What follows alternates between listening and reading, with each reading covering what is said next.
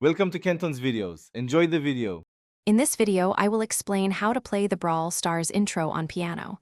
We will begin by breaking down the main melody and understanding its rhythm. Then, we will explore the left-hand accompaniment. Finally, I will guide you through combining both hands for a complete performance. This approach will help you learn the piece effectively, step by step, ensuring a smooth and enjoyable learning experience. For the right hand, you will focus on the iconic, upbeat melody of the Brawl Stars intro. This part is quite memorable and drives the energy of the piece. Start by finding the initial notes and practicing the melodic phrases slowly. Pay close attention to the phrasing and dynamics to capture the game's exciting feel.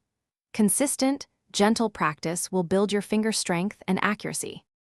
Now, let's move to the left hand, which provides the harmonic foundation.